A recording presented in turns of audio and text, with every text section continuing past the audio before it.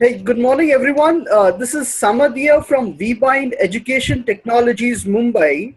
VBind brings industry experts live into your classrooms. And for today's session on artificial intelligence and robotics, we have Mr. Satvik Bahale, who is a research fellow and delivery manager with Opulent. He's going to educate us on what is happening in the field of artificial intelligence. So, students, you will be learning and hearing a lot of things which might not be available in your books. Do not get disheartened that okay, you are not learning these things. You can take up things from here and study after that.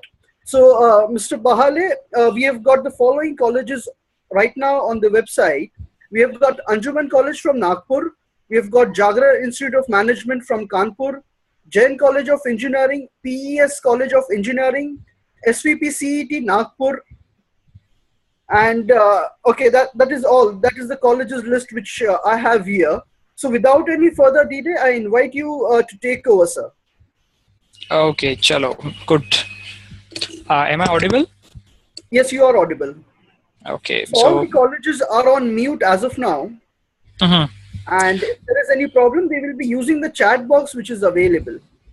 Okay, so have you verified that my voice is audible to all the people around? Yes, we have checked it. We have checked it. Okay, good. Then I'll start with the presentation right away. For sure. Over to you.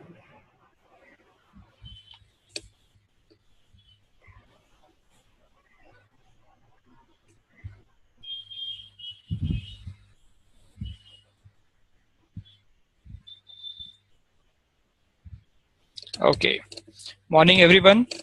I hope everyone's all good to go, set, had their breakfasts and tea. Okay, so Samad has already introduced me, so I won't take much time to talk about myself. So let's move on to the topic, because I guess you people are very eager to know about AI and its implications in robotics. Okay. So when the word robot comes to your mind, or you hear the word robot, there are a few typical, or a very, not just typical but stereotypical things which come to your mind. First is that, the line follower robot, or the robo wars and tech fest and etc etc. So you basically associate it with, robots are something which are used on tracks and to fight with other robots, etc. Then there is the other stereotype which comes to your mind, is robots used in industries on assembly lines. So basically there's a car painting robot, or an assembly robot, or a robot which places the windscreen on the chassis of the car. And the third image which comes to your mind, you can see it on the slide, is Vision, Ultron, Iron Man, and maybe like Star Wars, R2D2, and all those robots. So robot is basically a machine which can do things on its own. So that's the differentiating factor between a robot and a machine, and that differentiating factor is AI. Okay, now what is AI? So artificial intelligence. To know AI, you should know what intelligence is. So basically, we have a misconception that intelligence is something which only humans have, but frankly, that's not the case. Intelligence is there in cockroaches, in ants, in snakes, in elephants, dolphins, pretty much every living being. Even the trees are intelligent, even the microbes are intelligent. But the degree of intelligence varies. So when we say that an ant is intelligent, then especially computer and IT guys should know that ant colony optimization and swarm intelligence are inspired from ants and termites and bees. Okay, so when we are getting something from them, that means they are also intelligent, right? And we are learning those things from them. Yeah, but yeah, humans have a habit of thinking themselves as higher than all the other species, so that's why we always associate intelligence with us. Okay, but Fine, that's not a bad thing. Now, when you put this intelligence into machines, you get robots. So that's why robotics is the body and AI is the soul.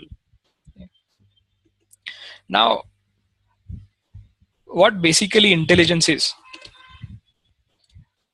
In my terms, it's nothing but the efficiency or the speed or the complexity to process the information. That's basically intelligence. So when the degree of I would say speed or complexity increases, your intelligence increases. So as you can see on the slide, there are three graphs. The first one is of a very a common, maybe a Stone Age man or a medieval man. He has no you know very primitive knowledge. So for him, a car is associated with a wheel. So when you ask him about a car, he'll say a car is something which has wheels. When you ask him about coffee, he'll tell you about that coffee is made up of milk and maybe coffee powder.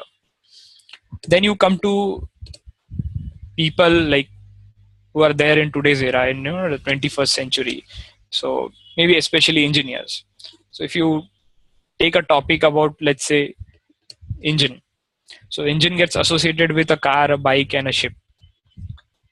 In the same way, the word torque is associated with power also, is associated with the movie torque, as well as it is associated with diesel engines too, because diesel engines are torquier. Okay. And then there's a small dot of Barbie, which is not associated with any of these topics. That's why it has no edge connected to it.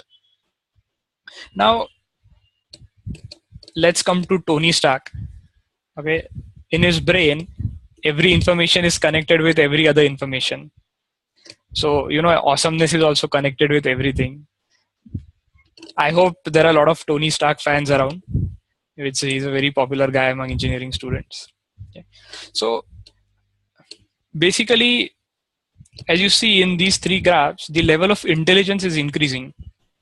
And why the level of intelligence is increasing is because the amount of information which is there is being connected in a deeper manner. So when you must have heard about the word deep learning. So the deep learning is basically, the graph has more number of edges and vertices, and every vertex in turn has the maximum number of edges possible. So maybe an ideal intelligent being, not humans, okay, we don't fall into the ideal intelligent beings, would have a perfect graph, a graph where each node is connected with every other node. Okay, so when you process this information, and the way you process it defines how intelligent you are. Okay, so there's nothing really complex with the term AI. Like, we think AI कुछ तो भी बहुत हमारे दिमाग के ऊपर से जाएगा या फिर बहुत complex है. It's not like that. The the concepts are simple, but yeah, the implementations are tough. Okay. Now, how do you categorize the process? Like, AI is not just that there's information and you're processing it. There's a whole journey. If you see at yourself, right from the childhood till the death, our brain is continuously processing inputs. The inputs come from eyes, which is in the form of vision, then nose, olfactory inputs, then taste. We have different types of tastes. We have hearing, we have pressure sensitivity, we have temperature sensitivity. Okay, so all these inputs are continuously being stored in your brain.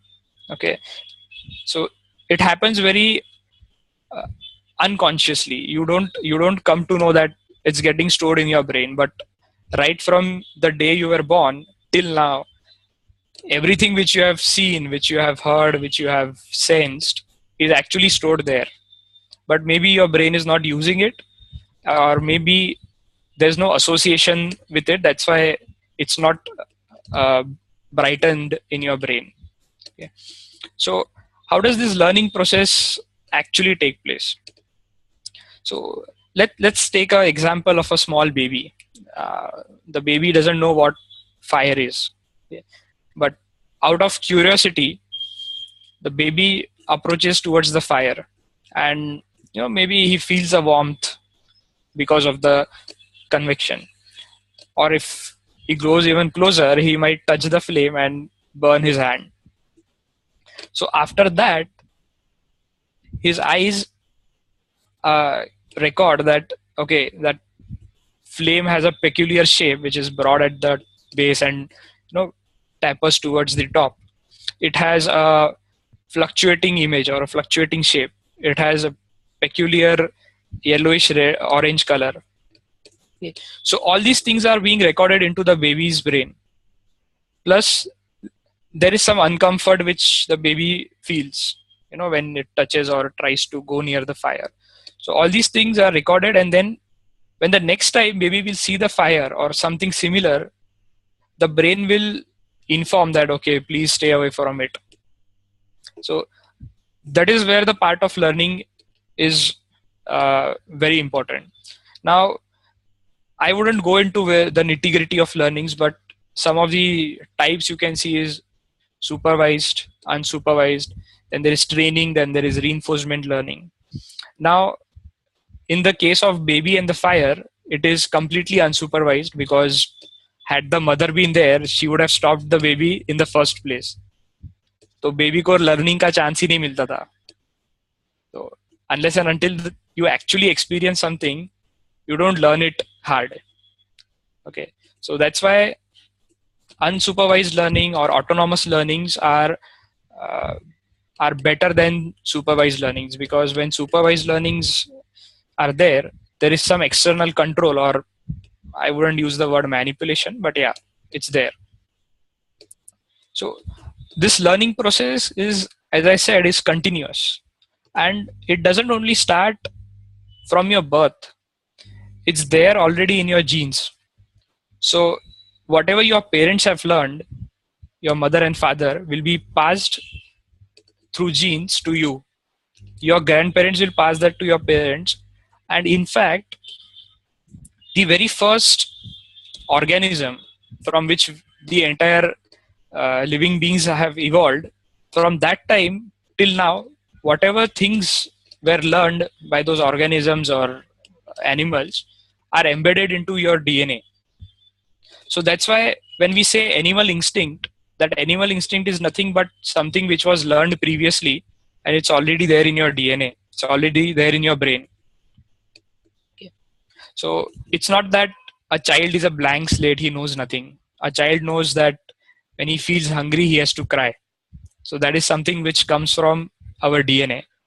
Okay, it goes bit towards biology. It's not under the purview of actual engineering, but yeah, slowly all the fields are trying to merge, because AI is not limited to, say, computer science or just engineering.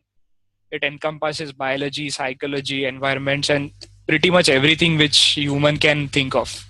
Okay. Now, it doesn't end till learning, right?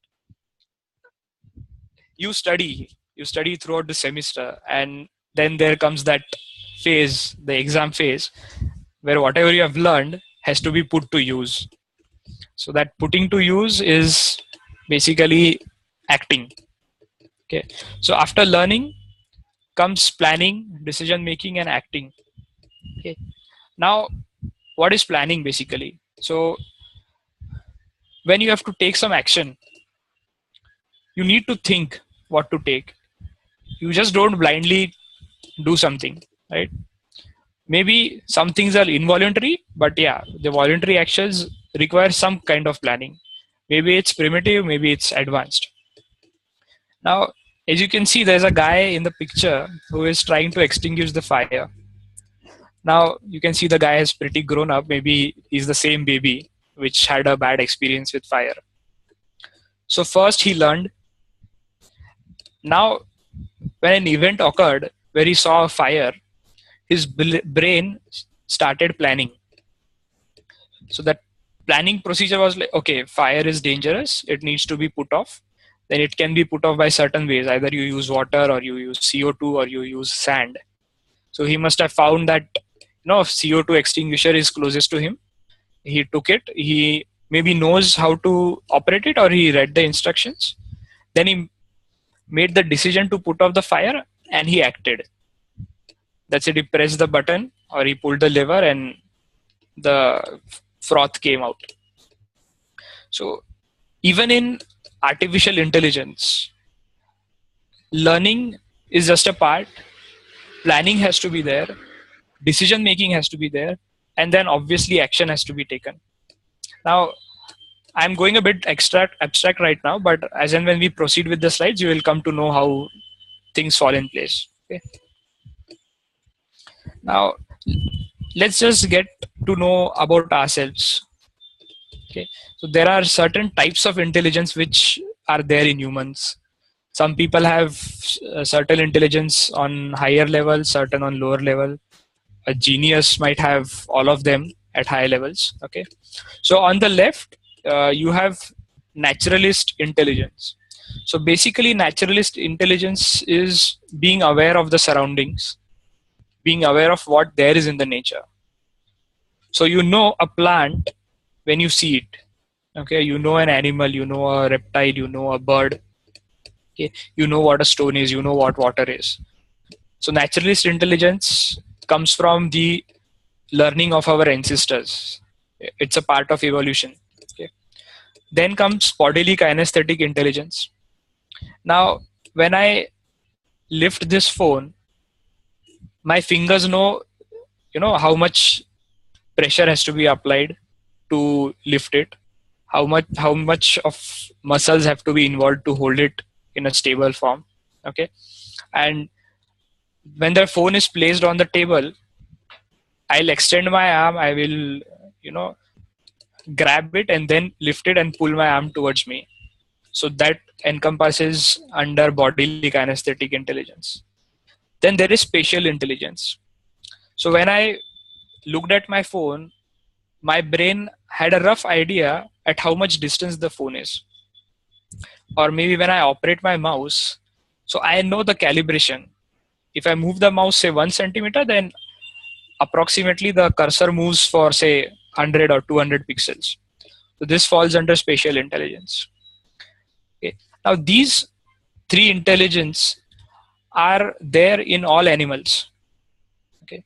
But the ones on the right side are very, very typical and exclusive to humans, and to a certain extent some other animals. So the first one is logical intelligence or mathematical intelligence. Now, how this has evolved has a big story behind it, but humans are still not able to figure out where actually it comes from. So some say that it's a God's gift or something. So Einstein and Newton were helped by gods or higher beings. Okay. So what falls under logical intelligence? So we know that 1 plus 1 is equal to 2. A dog can't do this. A rat can't do this. This is exclusive to humans. This is the intelligence which has actually helped human race to come this far. If there was no logical intelligence, we would have been probably just Stone Age men or monkeys. Okay. Then comes interpersonal intelligence. Now, this intelligence helps you make friends, okay, or establish relationships. Again, humans are the most evolved in community learning or community living, I would say. So since lakhs of years, we have been staying together, hunting together, doing agriculture together, and now, as you see, how connected the world is. So for that, we need interpersonal intelligence. You can kind of associate this intelligence with swarm intelligence, where more than two entities communicate with each other and take decision. Then comes intrapersonal intelligence. So this is a pretty abstract. How a human knows about himself or herself. Okay, so when you say intrapersonal means, okay, I am good at say maths, but I am not good at biology. So I should take mathematics as my stream. So this decision making is done by intrapersonal intelligence. It's basically knowing about ourselves. Then comes linguistic intelligence. Again, this intelligence has been highly misused. So it's a boon also, it's a bane also.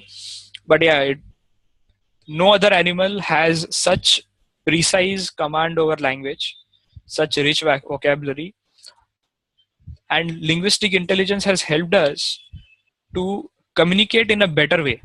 See, even whales and dolphins communicate. So even they have interpersonal intelligence, but it's at a primitive level. But they don't have linguistic intelligence. Okay. Then comes musical intelligence, which is pretty rare. It's something which falls on a very artistic side. Again, uh, the humans have no idea or very little idea where this comes from, because music has not been in the nature since the beginning. It's something which we have kind of invented and evolved. Okay. Then comes the most abstract intelligence is existential intelligence. So basically, when you ask yourself a question that why am I here on earth, means you have existential intelligence. I don't think your dog has the ability to think and maybe ask himself the question that why am I at my master's place? Why am I not at some other place? Or why am I, in the real life? So all these questions, all these thoughts fall under existential intelligence. Okay. So when humans were trying to materialize the AI, they failed at various levels because they were trying to completely, you know, build it from grounds up. But later, then they realized that instead of trying to build AI grounds up, it is better to emulate humans or animals or try to learn and study about our intelligence and then try to mimic it. So if you want to pursue AI, you should know how human body, how human brain works. Yeah. Now look at a small code. I think every engineer, maybe even mechanical engineers or civil engineers, might have come across this code at certain point of their life. We just, our brain just ignores it. We think it's too simple. It is actually, but it's a decision making code. Okay, so if x equal to 1, then okay, set flag equal to 1, else set flag equal to 0. But look at the other part. A man is standing in front of two doors and he sees that one door is closed, the other is open. So he subconsciously takes that decision that okay, I have to go through the open door and not the closed one. So there is learning involved, there is intelligence involved, there is decision making involved. So when you say that door opening activity or deciding which door to open or which door to go through is intelligent, then you should also agree that this small code of setting the flag 1 or 0 is equally intelligent.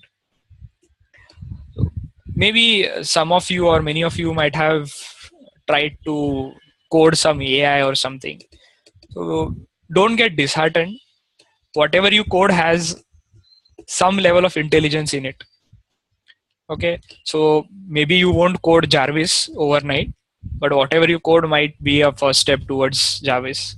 Okay, so yeah, both of them are intelligent. Now let's look at some day-to-day life AI. So I think everyone has used Google. I don't think there's anyone who has not used Google. Google has been learning since the day it came into existence. That is one of the reasons why it is such a good search engine. If you compare it to Bing, Bing came pretty later than Google. So the amount of learning Google had done already, Bing couldn't match it. Okay. So Google not only learns from your searches. If you are logged into Chrome, whatever sites you visit, whatever words you type, it it literally learns from everything. Okay. Then there is even a better AI, which is Cortana. People who are using Windows 10 and who have experienced Cortana will know this, that Cortana has access to pretty much everything on your computer. The day is not far that AI like Cortana will actually do your work. You probably will just sit in front of the computer and give voice commands. You won't even have to lift a finger and type a word or maybe move a cursor. It will track your iris, it will track your eyeballs where you're seeing. If you're looking at a YouTube link, then automatically it will open YouTube. Okay. Then swipe. I think people who use smartphones might have come across swipe. It's a keyboard which again learns. So if you go to your Android or iOS phone, you'll find that there's a personalized dictionary. So if there are certain words which you use frequently, they get stored in your dictionary. Then these softwares like Swipe use Markov chains to put recommendation. So when you say good, automatically morning or night or afternoon will come in the suggestion. So in this way, these softwares like Swipe apply AI. Okay. So maybe you don't realize this, but when you look at how they function, you will come to know that AI is pretty much ubiquitous. It's your phones, it's your laptops or tablets or even cars. So people who drive or who are automotive enthusiasts might know that there are cars which learn your driving styles. Okay. So when you tilt a steering, and if you're on a corner, the car will sense that you are taking a sharp corner, and it will accordingly adjust the torques at the different wheels using torque converters and differential gearboxes. Okay. So the list is pretty long. If it might take a month to explain all of them. So let's move to the next slide. Okay. Now I think we've talked pretty much about AI. Now how does AI apply in the robots? Okay. So when you say that, are there really any intelligent robots? So just don't think about Terminator. Okay. So it's too far-fetched. But yes, we do have intelligent robots. As you can see, there are two cute little robots with trays in their hand, and they are serving in a restaurant. So let's assume how they work.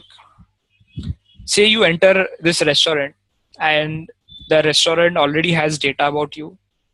Maybe you have been to that restaurant before, or the restaurant has taken data from your Zomato or Facebook or maybe Food Panda or other such preferences. So it's let's say it's a sushi restaurant, and you like sushi, and you like, say, whale meat. It's your favorite. So as soon as you enter, the camera will come to know that, okay, Satvik has entered the restaurant and he likes whale sushi. So immediately a robot will come to you and recommend it to you. So hi Satvik, welcome. Do you like this in the first slides? Because I wanted you to get cozy with the whole concept. Okay. Now let's get a bit technical. Okay. So as you can see, there are 5 robots, and there's a factory floor. Basically, that's an inventory shop. Now, in this robot, there are few functionalities. It's not a simple line follower. As you can see, there are line markings, but it's not a simple line follower. It has CMOS sensors, it has got infrared sensors, ultrasonic sensors. Plus, it has got weight sensors, pressure sensors also. So let's say that Toyota is making Corolla in its factory, and it continuously requires certain wirings.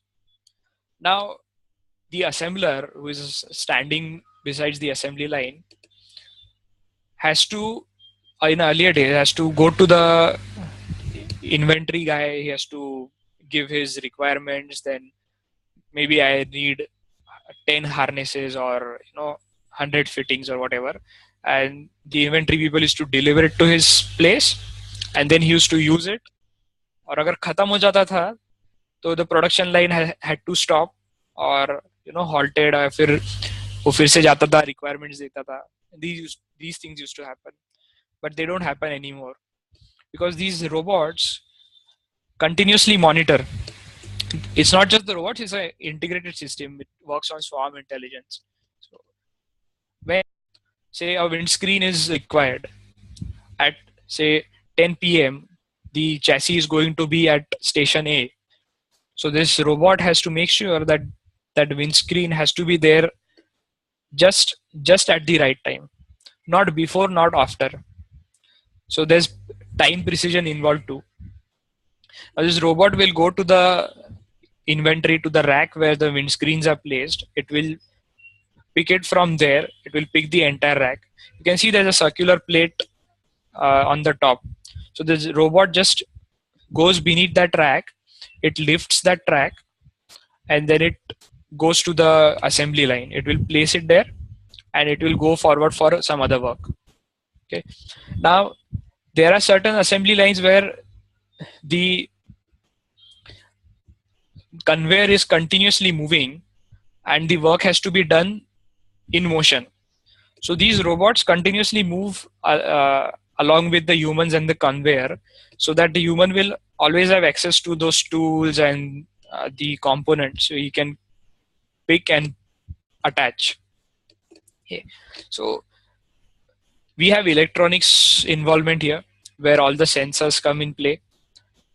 They don't act individually. Again, they are connected in an integrated way. Now we have mechanical engineering in this also. So we have wheels, we have the body, we have maybe hydraulic or a lead screw assembly which will lift the rack. We will have electric motors to propel the robots. Okay. And finally, the computer science kicks in.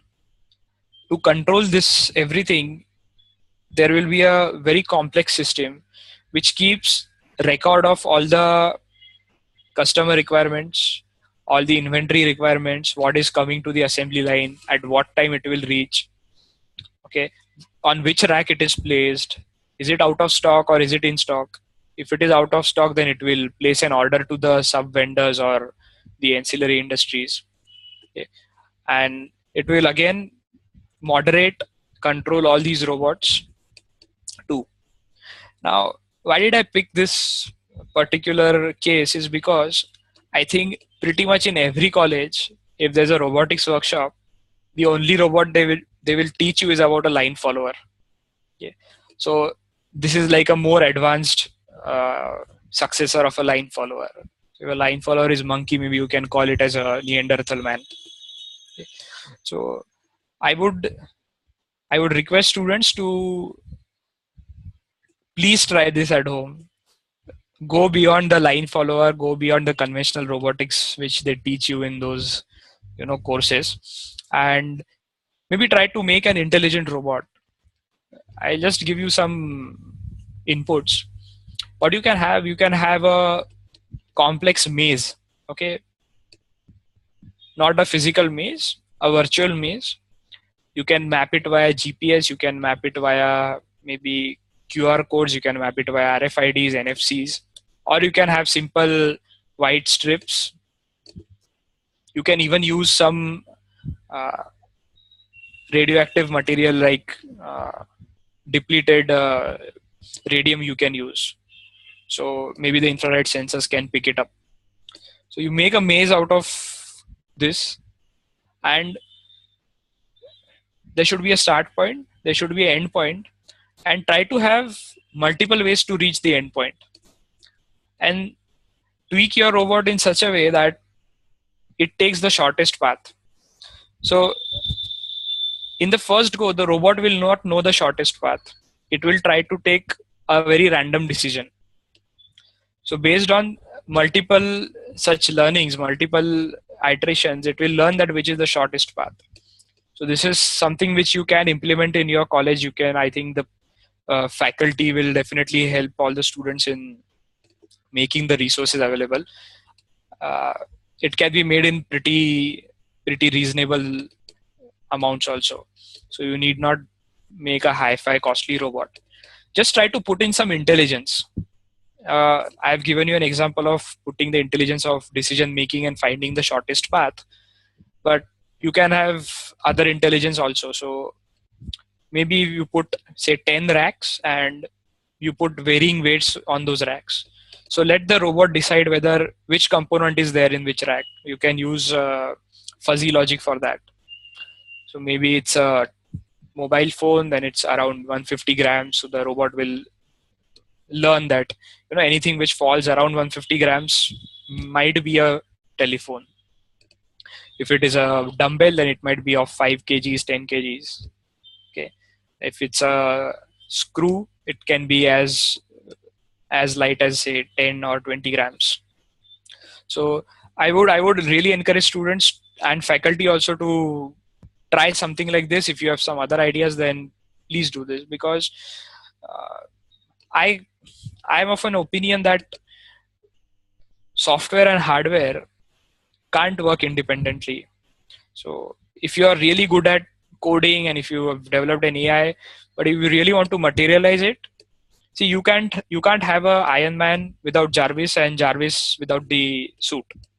So they have to be there. So maybe the computer science students are thinking कि अरे यार मैं तो coding करने वाला हूँ, मेरे को robotics का क्या आता है. So take help from other departments, other streams, and I hope you do this. Okay. So let's end it on this note. We'll have a 15 minutes question and answer session. Great. So I would request all the colleges present here, if you have any questions, just come in front of the camera so that I can unmute you and you can ask the question to the master.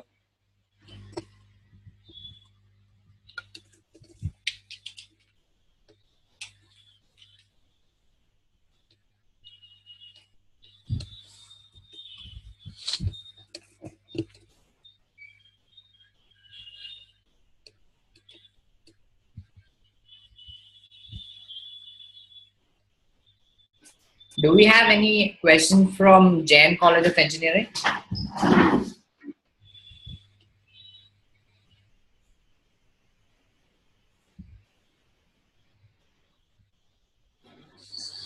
Yeah, I think we have a question from Anjuman College. Let's take that one and then we'll move on to Jain College.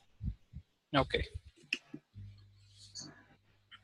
I have unmuted Anjuman College. If you have a question, just you can speak. You are on the unmute mode.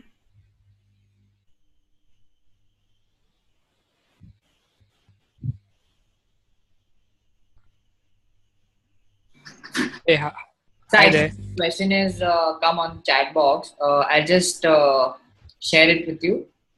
Yeah, sure.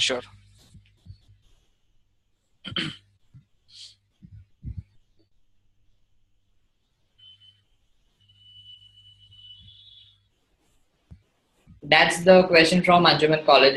If you could take the question and from the chat box. Okay.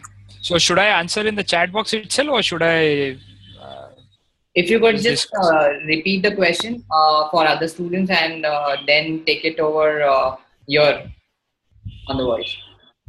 Okay. So the question is, what is the difference between AI program and robot? Oh, okay. I think I was not clear at the first slide. See, program basically is just a collection of statements which processes on something. An AI program would be any program which has certain decision making capabilities. Okay, so addition of two numbers, I won't call it as intelligent because it's a mechanical activity, because the computer already knows what one is. So 1 plus 1 equal to 2. It's a simple calculation. But yeah, again, at the back end, intelligence is there. Robot, as I said, has a physical form. So the definition of robot, if you see, means a machine which has intelligence. So that AI program is a part of the robot.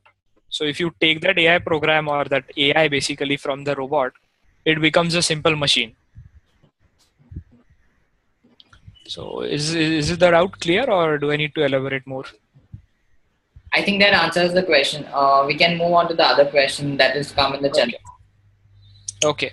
Acharya, you please come forward. Or you just inform me. I will find it. Okay. Shall I move on to the next? Opulent Institute question that is in the chat box. Samad, I think someone has started their mic, so there's a lot of interference for there. Yeah, I've muted that college. You may take ahead with the Institute question. Okay. So the question is why unsupervised learning is better than supervised learning. Okay. This is a very, very subjective question. But yeah, I'll try to answer it in a very unbiased way. See, supervised learning is very fast, is very accurate, but it lacks creativity. So I don't want to put salts on your wound, but there might be some students around who wanted to pursue some other branch than engineering. Okay, but just because their parents said or their friends said that nahi engineering बहुत अच्छा है, यही करना चाहिए. But mind me, society needs everyone equally, not just engineers. We need lawyers, we need doctors, we need sweepers, we need drivers, politicians. No, not politicians, but yeah. Otherwise, everyone we need equally, right? So when you took this decision of going into engineering, your learning was not even supervised. It was kind of forced learning. वो तुमको बताया गया था नहीं यही अच्छा है, यही करना चाहिए. But that some of you might be a really, really great painter, could have turned into Da Vinci or Pablo Picasso. But, just because you didn't explore that unsupervised thing, that got shunted. I agree that supervised is very fast. You come to quick decisions. Plus, you have some previous experience which is helping you. Okay. And then whatever decisions are being taken, whatever action is being taken is kind of controlled. So the probability of error is less. But I would personally prefer unsupervised learning because I believe in free will of humans, or for that matter any animal. और वो free will में से creativity आती है. So if we want to progress as a human race, I would say the AI which we develop should be unsupervised. Okay. Yeah, hi. Hi sir, we are from TS College of Engineering. Our one of the students has a doubt. You please answer. Yes. Please go ahead. Yeah. How natural language processing helps in robotics? Pardon? How natural language processing helps in robotics? Okay, natural language processing in robotics. Yes. See, now let's consider that your phone is a robot. Okay, you can see this phone. Just because it doesn't move on itself doesn't mean it's a robot. Okay, her robot को चक्का होना चाहिए, हाथ पैर होने चाहिए, ऐसी जरूरत नहीं है. This is a robot. When I activate Google now, and when I say, what is the weather like? Or I ask that, which is the nearest Chinese restaurant. So my phone is taking the input in a natural language, that which is the nearest Chinese restaurant. So it picks up few keywords like which, Chinese, restaurant, nearest, right? और वो individually सिर्फ नहीं लेता है words, it takes it in a chain of words, right? So the Chinese restaurant forms a chain that I've mentioned about Markov chains. So in Markov model, which is pretty classic in NLP, वो analysis जो होता है, there NLP is very important. If you just give these four words separately to the phone, it might not understand. Okay, and when it replies, okay, the nearest Chinese restaurant is at 500 meters. Okay, and maybe it will throw in according to traffic conditions. You will require 30 minutes if you go by a car. So when it comes to interaction with humans, NLP obviously is the bridge between robots and humans. See, maybe we as programmers feel कि robot के साथ हम ऐसे interact करेंगे, वैसे interact करेंगे.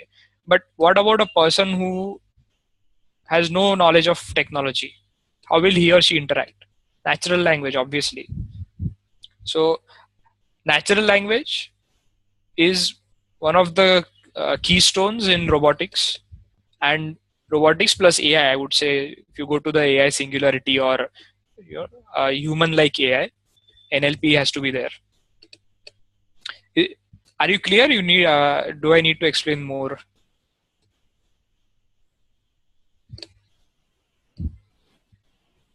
Yeah, I think that answers the question. Okay, thank you.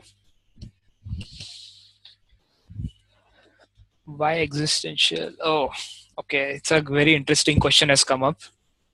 So the question is, why existential intelligence in robot? Shall I move ahead or? Yeah, you may take this question. Okay. The question is, why existential intelligence in robotics is harmful for humans? I'm pretty disappointed to answer this question. See, Earth is basically shared, or see, it doesn't belong to humans. If you see on a moral platform, we are trying to claim it as ours. We are trying to eliminate other species, which is okay by the laws of nature. Every species tries to dominate and reproduce as much as possible, and try not to get extinct. That's the role of any species. Okay, I'm not saying an individual, as a species, but in the whole process we are trying to destroy our very home. Yeah. Maybe we advance so much that we move to Mars and we move to other planets or even out of our galaxy. That is a different thing. But let's say a robot becomes existentially intelligent, and he also starts thinking on the same lines, that okay, we as a robot are a species and humans are a threat to us. So see, because they will know that they are superior to us, at least physically. May not be mentally as superior, but physically, yes. Try to punch your car, you will understand why why I'm saying that. Okay. So obviously, if robots become aware, and if they are good, see, if the robots are good, I'm not talking about the evil robots. Even if the robots are good, they will come to know that we humans are actually destroying the planet as a whole. We are going towards a negative path, and they might try to first explain us. If we don't listen, they'll try to obstruct us. If we still move ahead, it might come to a species level war. Okay. So I think it's a very again very abstract question. I would want the person who asked this to read more about it, and we'll get to know. Okay.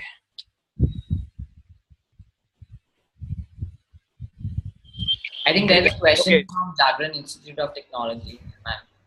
Samad, I can see 3 questions, so I'll answer them and then I think we'll conclude after that. Great. So we'll take these three as the three last questions for the Yes, session. yes, 3 last. Yep. So the next question is, which programming language used in AI is robot have thinking capacity? Uh, let me be very clear. No machine, or maybe I would just stick to that programming language part, has thinking ability. Okay, a code might have a thinking ability, but not the programming language. So even a C code, you can code in such a way that it can be intelligent. Let's uh, let's take a classic example of there's a vacuum cleaner. Okay, and vacuum cleaner has ultrasonic sensor. That's the only input it gets, and it has a vacuum or a suction hole. So if it senses some garbage, it will put itself on, it will suck the garbage, it will check again and put itself off.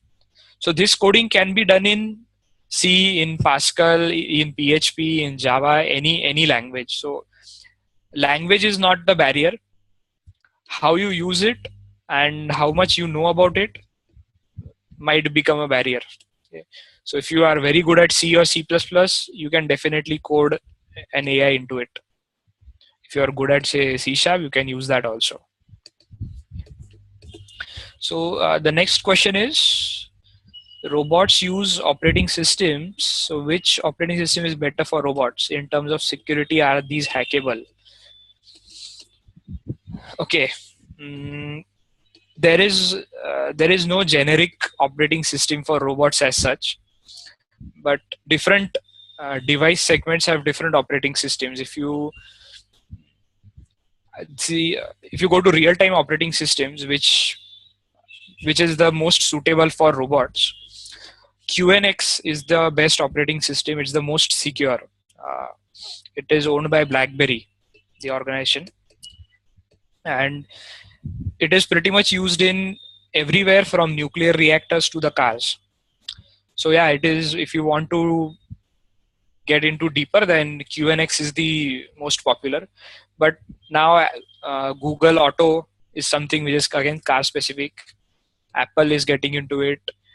Tesla's proprietary OS, which they use in their cars, is again a robotic OS, if you can define it in that way. But I think that too got hacked. Even Jeep was testing on its autonomous vehicle, and that too also got hacked. So again, I would say that any OS is 100% secure. So if it is connected to the internet, there is high probability that someone will try to hack it. That's why you won't see any nuclear reactors connected to the internet. Okay. Now, the last question is, okay, why unsupervised is better? As I have a large data and I wanted to optimize techniques like CSO or ACO, I think supervised will be better in case of optimization. Okay. See, I already put my point on this. I'm not saying unsupervised is better in terms of performance. Definitely supervised is better. And as you have the control over the algorithms, you can tweak as per your preferences. So definitely, if you want to have an optimized system, see, uh,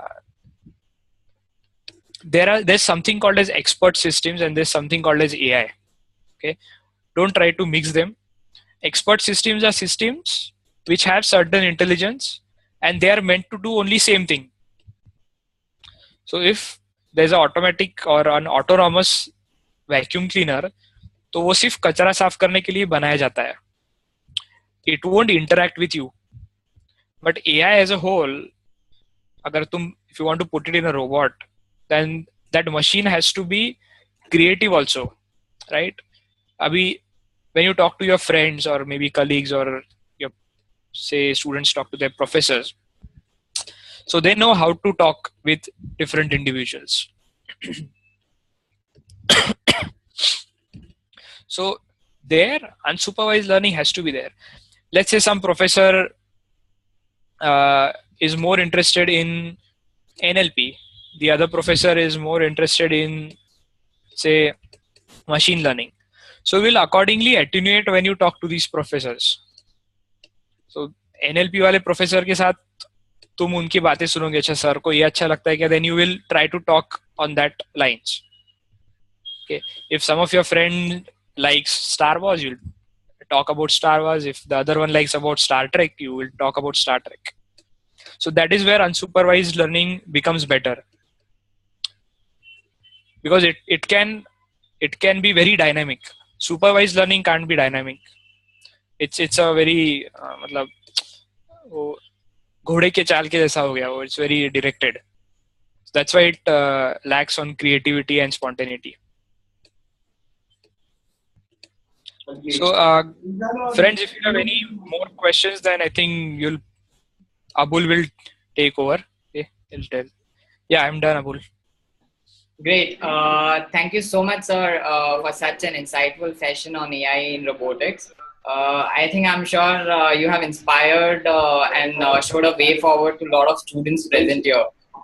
Thank you, Satvik, once again for your time. Thank you, Opulent for giving us so much of time for having this session. Also, I would request all the students to be seated. I'll just take you through a small procedure. Thank you so much, Mr. Satvik, once again for your time. A round of applause for Mr. Satvik.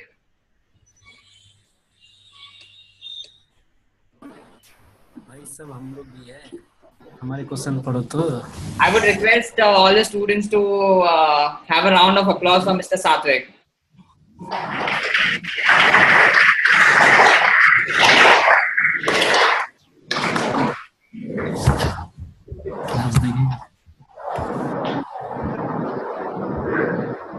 Great. Students, I'll just show you how to download the certificates from your dashboard. If you're not registered, then just have a look at the screen. This is going to be very important for you. Just follow the screen, and you have to do the same procedure so that you can download your certificate.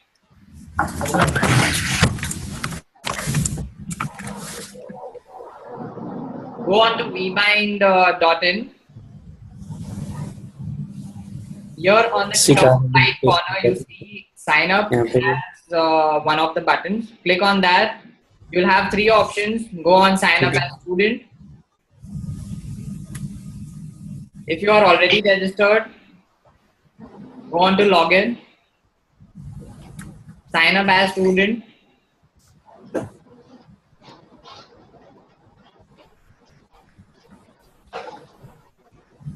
It takes you to the dashboard. Here you see the certificate tab on the right hand side. Yeah, right. Sir ने जो भेजा है product design. Select the topic that you have attended, that is Artificial Intelligence and Robotics. After 1 o'clock, there'll be a quiz questions that would be uploaded. So all the students are requested to come online after 1 o'clock, answer those questions, which would be from the today's session, and you are eligible for the certificate then. So just like that, I'll just show you the demo how the certificate would look like. Suppose you are from this college and this is the professor in charge. You need to select that. You have to answer a question which is there in front of you. Once you submit that,